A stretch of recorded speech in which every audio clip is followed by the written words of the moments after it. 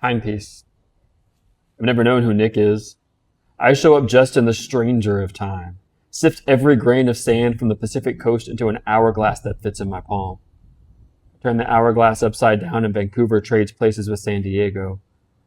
When they ask how I covered the wildfires and snow, I say I had time on my hands. My grandfather was a clock who stopped before I met him.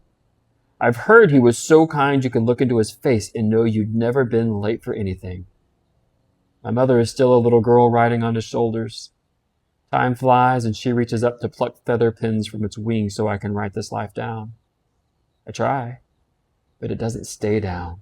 It keeps flying so fast I count my wrinkles the way I used to count sheep.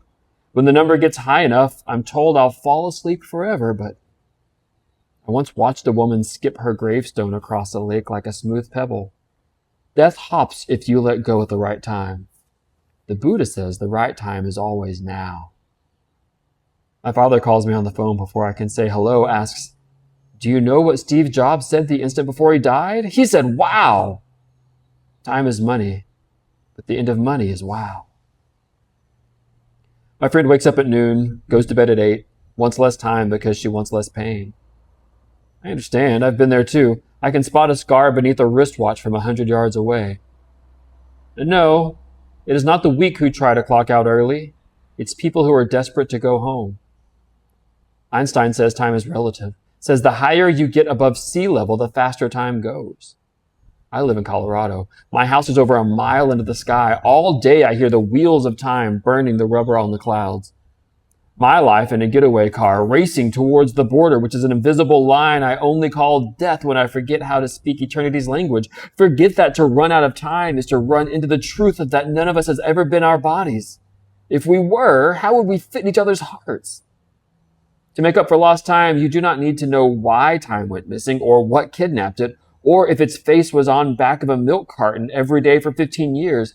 To make up for lost time, you need only to put down the grudge you were holding so you can pick up the phone and say, how many days did we need each other at the same time without knowing it? Bitterness is the easiest way to leave this world, having only had a near-life experience.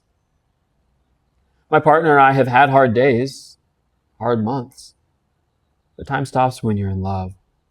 So I'm the same age as I was when we met 5 years ago. She makes time for me with her own hands, builds me a watch from the silver that hasn't yet grown in my hair. Beside her, I have learned that the only real way to waste time, to drag the seconds to the curb, to fill the landfill with minutes, is to let my body be a time capsule I forget to put my heart in. Don't forget to put your heart in. Regret is a time machine to the past. Worry is a time machine to the future. Gratitude is a time machine to the present.